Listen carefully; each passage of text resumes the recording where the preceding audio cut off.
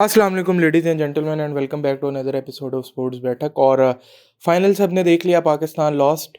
बहुत सी बातें हैं करने को मैच के बारे में भी, और जिस तरह मैं पहले भी कह रहा था अपनी वीडियो में कि एक दफ़ा फाइनल हो जाए उसके बाद जो है मैं पिछले 20 साल का इनका बताऊंगा कि पॉलिटिक्स किस तरह इन्होंने गेम के अंदर इन्वॉल्व किया, और ये एशिया कप जिस तरह हुआ इस तरह का होना नहीं चाहिए था। खैर, मैच पे सबसे पहले हम बातें करते हैं क्योंकि मैच पे बात करना ज़्यादा ज़रूरी है। आपने 2 से 3 प्लेयर किस लिए रखे हुए हैं, मुझे तो ये नहीं समझ आ रही। छोड़ दो फाइनल सब कुछ, 2 से 3 प्लेयर आपने किस लिए रखे हुए हैं? आपने हारिस को किस लिए रखा है? आपने हुसैन तलत को किस लिए रखा है? इन 2 प्लेयर्स को आपने किस लिए रखा हुआ है? क्रिकेट खेलने के लिए रखा हुआ है? मुझे तो नहीं लग रहा, क्योंकि वहाँ सब कुछ हो रहा था, क्रिकेट नहीं हो रही थी। जिस तरह की हुसैन तलत ने शॉट मारी है, वो क्रिकेटर तो जो सही क्रिकेटर होते हैं वो तो कभी भी इस तरह नहीं खेलते। ये क्रिकेटर थोड़ी हैं, ये तो कचरे हैं जो टीम के अंदर डाले हुए हैं।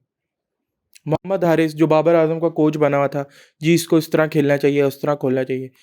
तुम्हारी औकात है खेलने वाली? तुमसे अच्छे ना क्लब क्रिकेटर होते हैं पिंडी इस्लामाबाद के अंदर, और उनको अल्लाह की कसम यहाँ मौका मिल जाता है वो 15-20 रन भी बना देते। 2 बंदों की वजह से आप पूरा फाइनल हार गए। खैर, 2 बंदों की वजह से तो नहीं, इसमें और भी कल्प्रिट शामिल हैं, लेकिन वंस जब आपके पास गेम का मोमेंटम वापस आ गया था उसके बाद मैच हारने के अंदर इनका सबसे बड़ा रोल है। मैच हरवाने के अंदर they should be banned from Pakistan cricket. इनको बैन कर दो, दोनों को। हुसैन तलत भी डोमेस्टिक खेलता रहे, ठीक है, बस जो तनख्वाह मिलती है उस पर रहे। और हारिस रऊफ बस लीगे खेले, ख़त्म। ये टीम में इनकी ज़रूरत ही नहीं है, इन कंजरों की। हारिस की जगह I would take a bet on Azam Khan. वो कम से कम यार 10 गेंदों पे 15-16 रन तो बना लेगा ना। और वो जिस तरह का रन आउट हारिस ने मिस किया है, उस तरह वो शायद क्या कहते हैं, रन आउट भी ना मिस करता। इतना टाइम, बॉल भी हाथ में हो आपके पास, और मेन सेट बैटर उनका जो है उसका रन आउट तुमने मिस किया। हुसैन तलत मक्खन लगा के आया हुआ है उंगलियों पे, फाइनल के ऊपर इस तरह का कैच। यही छोटी छोटी चीज़ें होती हैं जो आपको मैचेस जिताती हैं। वहाँ संजू सैमसंग ने जो 24 रन बनाए हैं, वहाँ वो उसका आउट हो जाता, वो आते साथ ही जाता, तिलक का रन आउट हो जाता, फिर दुबे, अक्सर और रिंकू रह जाते, और 77 पे 5 आउट होते हैं उनके, इससे भी कम पे। तो फिर मैं देखता हूँ कि क्या होता है मैच का रिजल्ट। तो मुझे नहीं समझ आई कि आपने अगर बाबर आजम को निकाला है तो उसके बाद आपने क्या उखाड़ा है। आपने उससे कम वाले स्ट्राइक रेट के प्लेयर जो हैं वो आपने टीम के अंदर डाले हुए हैं। चलो स्ट्राइक रेट भी छोड़ो, इन सालों को बल्ला भी सीधा पकड़ना नहीं आता। हुसैन तलत ने जो एक करना था एक मैच में, मैं कहता हूँ ना, खोटा सिक्का ही है वो, खोता सिक्का है बल्कि। तो पता नहीं क्यों कौन से नशे कर रहा था आकिब जावेद, जो ऐसा स्क्वाड इन्होंने एशिया कप के लिए भेजा है, अनबिलीवेबल। खैर, टॉस हुआ, क्या कहते हैं, सलमान अली आगा हार गया टॉस, और इंडिया की जो है वो उन्होंने बॉलिंग चूज़ की, और दे बोल्ड वेरी वेल, ठीक है। और पाकिस्तान ने स्टार्ट में डोमिनेट किया, I would say. Power play इतना ज़्यादा नहीं, पावर प्ले के अंदर जब साहिबजादा फरहान और फ़खर जमान खेले थे तो पार्ट टाइमर को आपने सिर्फ 12 रन दिए 2 ओवर में, पावर प्ले के अंदर। शिवम दुबे जो साला आईपीएल में भी पूरी बॉलिंग नहीं करा था, वो नई बॉल करा रहा था। हार्दिक पांड्या नहीं था आज, गोल्डन अपॉर्चुनिटी थी आपके पास। सिर्फ टॉप ऑर्डर में 3 प्लेयर्स हैं ऐसे जो आपके डबल फिगर में गए हैं, उसके बाद नीचे सारों ने अंडे खाए हैं। कोई 6, कोई 8, कोई 0, कोई 1। और क्या क्या बॉलिंग बेशक इंडिया ने अच्छी कराई, लेकिन किस तरह, इस तरह की क्या बॉलिंग थी जिन्होंने मैच देखा कि ये आउट हो। विकेटें फेंक के गए हैं। मैं कहता हूँ ना, रिजवान, बाबर, या दोनों का, स्पेशली बाबर, ये विकेट पे अपनी प्राइस लगाते थे। ये लुगड़ बॉलिंग के आगे आउट नहीं होते थे, ये बॉलिंग डालते उनके सामने, मैं देखता हूँ किस तरह ना रन बनाते वो। 120 का ही निकाल के 120 के स्ट्राइक रेट वाला प्लेयर ही डालना था, तो कम से कम जिसको निकाला है वो 120 बना के टीम का टोटल स्कोर 160-70 पे पहुंचाता था। First and average inning score निकाल लो जब बाबर और रिजवान जो है वो ओपन करते थे। मैं ये नहीं कह रहा दोनों को होना चाहिए, मैं सिर्फ एक बात कर रहा हूँ कि जिनको आपने निकाला है क्या वो वर्थ इट थे इस कचरे के। हसन नवाज को नहीं खिलाया गया, आज फिर टेलर मेड सिचुएशन थी। नंबर 4 पे उस कचरे को जो क्या कहते हैं टेस्ट हुआ है, 20-25 मैच खेला हुआ है, उसको अभी तक अगर अकल नहीं आई कि मैंने इंटरनेशनल लेवल पे स्पिन किस तरह खेलनी है, तो फिर फायदा क्या? फिर मैं नए लड़के के ऊपर बैंक करूंगा, और जिसकी हमने स्पिन खेलने की एबिलिटी देखी भी है।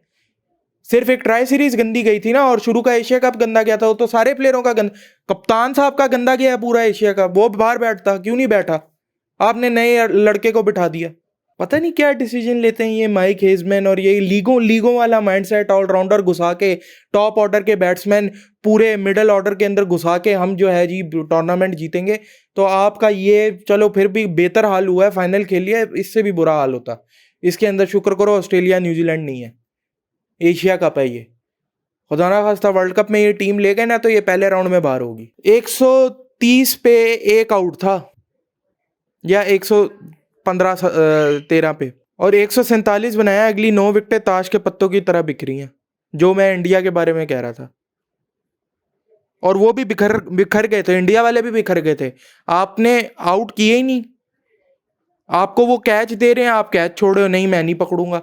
आपको रन आउट बना के दे रहे हैं, वो आप कह रहे हो मैं नहीं करूंगा। तो फिर आप मैच कैसे जीतोगे? Pathetic batting. 160 भी यहाँ किया होता तो हमें कुछ, चलो थोड़ी वो होती।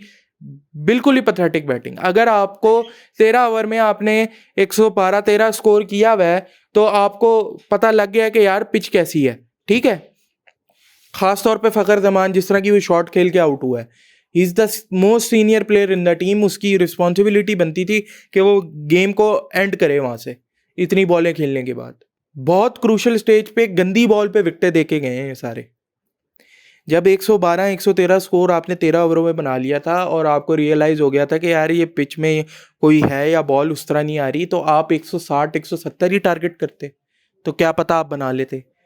आप क्यों जा रहे थे 200 मारने, जब आपको पता है आपके पास हैसियत ही नहीं है 200 वाली आपके बैट्समैनों की। हुसैन तलत को भेजना 5वें नंबर के ऊपर गलत डिसीजन था। 5 ओवर रहते थे, आप किसी और को प्रमोट कर देते जिसकी फॉर्म लगी हुई है।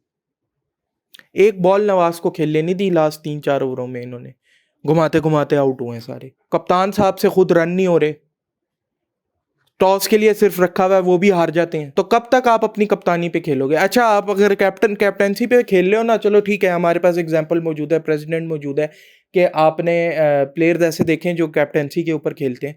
तो मुझे ये बताओ कि कप्तानी तो आप ठीक करो ना कम से कम। फिर 146 मर तड़ के आपने बना लिया, इनिंग ब्रेक हुई, ऊपर से आपने 3 आउट किए। By the way, Shaheen Shah Afridi, Abrar, Faheem Ashraf और Saim Ayub bowled really well. 3 out आपने पावर प्ले में कर दिए जो डेंजरस थे, तीनों को आपने निकाल दिया। उसके बाद मुझे कोई इंटेंट फील्ड के अंदर उस तरह से नजर नहीं आया। आपने मिड ऑन मिड ऑफ पीछे ली हुई थी, स्क्वायर लेग पीछे ली हुई थी, बाउंड्री पे ज्यादा फील्डर पूरे 5 रखे हुए थे कि हमें बाउंड्री ना पड़ जाए। आप आउट करने गए ही नहीं। Shaheen Shah Afridi bowled really well. Haris Rauf, जब उसको मार पड़ी थी एक एंड से नवाज, और नवाज को आज आपने बॉलिंग नहीं कराई, वर्ल्ड का बेस्ट स्पिनर आप कहते हो, आज खब्बा लगा हुआ था, तो आप खुद क्यों नहीं आए? कप्तान साहब आप खुद क्यों नहीं आए? आप तो ऑफ स्पिनर हो, मैचअप बनता है, ठीक है। आपने एक एंड से आपके स्पिनर अच्छी बॉलिंग करा रहे हैं, ठीक है, तो उनको करवा दो पूरे ओवर। वहां पे अननेसेसरी अबरार से पहले हारिस रऊफ को लेके आना मुझे नहीं समझ आई। और अबरार ने तो सैमसंग को भी आते ही आउट कर दिया था। अबरार ने और क्या कहते हैं, साइम के ओवर के अंदर उसका तिलक का रन आउट आपने छोड़ दिया हारिस ने। तो आप ये कैसे मैच जीते? ओवरऑल रन ही बहुत कम थे, खैर रन बहुत कम थे। अगर पाकिस्तान ये पुल ऑफ कर जाता तो कोई बहुत ही बड़ी विक्ट्री हो जाती। खैर एनीवेज, ये इस तरह तो नहीं चल सकता। कप्तानी के ऊपर आप नहीं खेल सकते, और आप अगर कप्तानी पे खेल रहे हैं तो एटलीस्ट आपको कप्तानी सही करनी पड़ेगी। लैप्सेस नहीं नज़र आने चाहिए फिर डिसीजन में। तो मुझे तो कप्तान से ज़्यादा इस मैनेजमेंट का वो है, और ये मैनेजमेंट चेंज होनी चाहिए। इस मैनेजमेंट को चेंज करो, क्योंकि ये साले कप्तान चेंज कर देते हैं, पीछे खुद ही वही बंदे रहते हैं, और वो भोसड़ी के चेंज नहीं होते, और फिर वही आपके पास रिजल्ट आता है। तो कप्तान जो है ना, वो भी अगर चेंज होता है तो वो बनता है क्योंकि उसका कोई परफॉर्मेंस नहीं है और ना कप्तानी कोई एक्स्ट्रा ऑर्डिनरी है कि हम कहे यार एज अ कैप्टन बहुत अच्छा है तो चलो इसको खिलाते हैं। कोई कोई उसका रोल नहीं है, ठीक है। और मैनेजमेंट जो है ना वो ये चेंज होनी चाहिए। अब तो एशिया कप ख़त्म हो गया है, जैसा भी था। जिन 4 खिलाड़ियों का मैंने नाम लिया वो डिज़र्व करते हैं सारी प्रेज़। शाहीन शाह अफरीदी हो, चाहे अबरार हो, चाहे सैम अयूब हो बॉलिंग के अंदर, शाहीन अयूब बैटिंग के अंदर बिल्कुल फ्लॉप है। और चाहे फ़हीम अशरफ हो, बहुत बेहतरीन बॉलिंग कराई, हैट्स ऑफ। और जहाँ तक इंडियंस की बात है, टॉप ऑर्डर उनका बढ़ गया था। मैंने पिछली अपनी वीडियो में कहा था कि इसको लाइन लेंथ पे बॉलिंग कराओ, मैं देखता हूँ अभिषेक कैसे मारता है, नज़र भी नहीं आ रही थी उसे।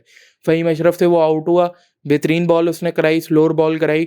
और गिल को भी आउट निकाला फ़हीम अशरफ ने। और सूर्या कुमार यादव, एक तो इतने जिसे कहते हैं ना रोंदू किस्म के ये लोग हैं। ऑब्स्ट्रक्शन ऑफ द फील्ड मांग रहा था वो वहाँ खड़ा हुआ। दूसरा साले पता नहीं कप्तान जिसको आउट हो भी जाए ना तो उसको वापस बुला लेते हैं। इतने डेस्परेट हो गए थे, उनकी आप शक्लें देखते। यही तो मैं कह रहा हूँ कि आप डोमिनेट करते हो इस टीम को। आपने 3 मैचों में से 2 में शुरू में डोमिनेट किया है। तो तिलक वर्मा ने बहुत अच्छी इनिंग खेली लेकिन स्टिल अंडर प्रेशर थे वो। आपने रन आउट छोड़ दिया, वहाँ रन आउट हो जाता, शिवम उसका कैच हो जाता संजू सैमसन का, फिर मैं देखता हूँ किस तरह ये रन बनते। खैर अब ये सारी पास्ट की बातें हो गई, इंडिया जीत गया, वेल डिजर्व, ठीक है। और पोस्ट मैच प्रेजेंटेशन नहीं हुई, वो छोटी हरकतों पे अपने आ गए वापस पॉलिटिक्स की। तो अब मैं यहाँ से पॉलिटिक्स का किस्सा शुरू करता हूँ। मैं पीछे लेके जाऊँगा 2004-5 के अंदर, जब इंडिया गया था पाकिस्तान अपनी सीरीज़ खेलने। शिवसेना इनके यहाँ एक होती थी, ठीक है। वो क्या कहते हैं, अन्ना गैंगस्टर इनका एक होता था, बाल ठाकरे के नाम से, ठीक है। शिवसेना इनकी एक होती थी। उसने, अभी भी है खैर, उसके नुमाइंदों ने उन्होंने पिच खुदवा दी थी। ये गेम की बात हो रही है, ये पॉलिटिकल सिचुएशन थी। उसमें पाकिस्तान गया था और तुम अपने आप को कहते हो कि हम बहुत दलेर हैं, हम ये हैं, हम वो हैं। तुम सालों शुरू से ही क्रिकेट के अंदर पॉलिटिक्स लेके बैठे हुए हो बगैर। तुम जो इधर हमें बोल रहे हो ना, ठीक है जीत गए हमें कोई फर्क भी नहीं पड़ता, हम हारते हैं। तुम जो पॉलिटिक्स की जहाँ तक बात है ना, तुम हमेशा से गेम के अंदर लेके आए हुए हो, हमेशा से। ये 20 साल पुराना वाकया बता रहा हूँ, पिच खोद दी थी उन्होंने। तुम हमें सिखा रहे हो पॉलिटिक्स, तो तुमने शुरू से गेम के अंदर ऐड की हुई है। चलो 2005 हो गया, उसके बाद हम आगे आते हैं 2011 वर्ल्ड कप। क्या हुआ था, खिलाड़ी जो हैं वो, उनके कहा गया था कि आपने विंडोज के क्लोज तक नहीं जाना, विंडो के क्लोज तक नहीं जाना, डेंजर वहां पे था, ठीक है। और मुंबई में मेरे ख्याल से उसी वर्ल्ड कप में या 2016 का जो T20 वर्ल्ड कप था, उसके अंदर इनको कहा गया था कि हम मुंबई में मैच नहीं होने देंगे। ये पॉलिटिकल सिचुएशन थी और हमारी टीम तुम्हारे यहाँ आके खेली थी। ये पॉलिटिकल सिचुएशन थी। तुम नस्ल से, तुम एज अ नेशन और नस्ली जो हो ना, तुम डरपोक हो, फट्टू हो तुम, फटती है तुम्हारी। और आज बुमराह ने भी यूं किया है तो फिर क्या, अब हम उसके ऊपर भी लगाएं फिर। अब वो कहोगे रिएक्शन में था, तो हारिस रऊफ का भी तो रिएक्शन में था ना, बकवास जो की थी आके। अभी मेरे ख्याल से पोस्ट मैच प्रेजेंटेशन हो रही है, देर से हुई है। तो ये शुरू से ही इस तरह के रहे हैं, बेगैरत हैं एक नंबर के, घटिया लोग हैं ये, ठीक है। इंडियन जितने भी हैं ये, अब ऑब्वियस ही बात है कि अच्छे बुरे लोग हर जगह होते हैं, लेकिन इनके यहाँ तो गंदी परसेंटेज ज़्यादा ही है कुछ, क्योंकि 1.5 अरब का मुल्क है। हमारे इनके जर्नलिस्ट जो हैं वो आके बात कर रहे होते हैं, जी तुम्हारा प्राइम मिनिस्टर इमरान खान को जेल से निकालो, ये करो फलाना करो। वो हमारे इंटरनल पॉलिटिकल मामले हैं, तुम्हें क्या मसला है? तुम किस कैपेसिटी में बकवास कर रहे हो? और चाय वाले का भी ट्वीट आ गया कि भाई आउटकम इज़ द सेम। कौन कह रहा है आउटकम इज़ द सेम? दुनिया तो कुछ और कह रही है, लोग तो कुछ और कह रहे हैं। या तो ये आके आउटकम जो वाली बात जो कर रहे हो, या आके बोलो स्पीच में अपनी, बोलो कि दुनिया चूतिया है, मैं ठीक हूँ। बोलो दहशतगर्द तुम्हारा प्राइम मिनिस्टर है। 2023 पे आ जाते हैं, ठीक है। 2023 में हमारी टीम गई तुम्हारा खेलने, 2025 में तुमने रंडी रोना शुरू कर दिया, हम नहीं आएंगे, हम नहीं आएंगे, हम नहीं आएंगे। पाकिस्तान में तो 2009 के बाद कोई वाकया ही नहीं हुआ। जो 10 साल क्रिकेट हमारे यहाँ बैन रही, ठीक है, उसके बाद आ गई थी क्रिकेट, लेकिन 2009 में जो एक वाकया हुआ था उसके बाद से तो कोई आज तक वाकया नहीं। यहाँ इंग्लैंड खेल के गया, ऑस्ट्रेलिया खेल के गया, न्यूजीलैंड खेल के गया, हम तुम्हारे घर में घुस के खेल के गए। 2012-13 की सीरीज तुम्हें मारी, कुत्ते की तरह मारी थी तुम्हारी। तो इसलिए तो बायलैटरल आज खिला लो, बायलैटरल मैं बता रहा हूं कौन जीतता है, फिर देखते हैं।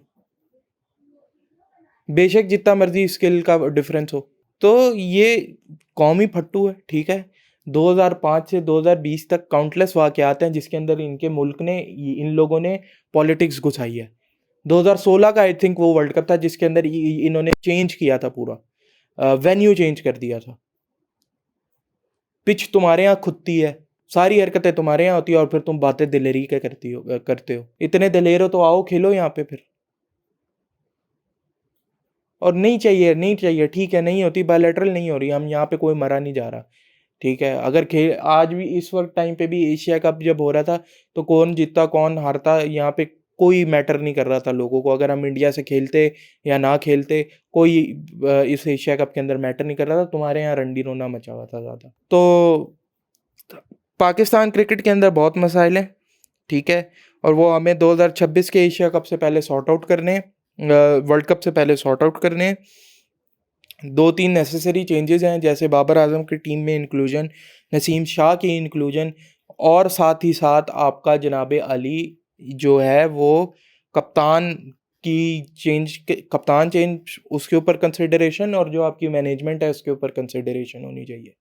ये दोनों सैक हों। 2026 तक आपके पास टाइम है, प्रिपेयर करें, देखते हैं फिर वर्ल्ड कप के अंदर क्या होता है। अभी साउथ अफ्रीका की सीरीज़ आ रही है, उसको देखते हैं उसमें क्या हो रहा है। ये तो ख़त्म हो गया, लेकिन ये जो लोग हैं ना, ये डरपोक लोग हैं, घटिया लोग हैं, नीच लोग हैं, जानवरों की जो।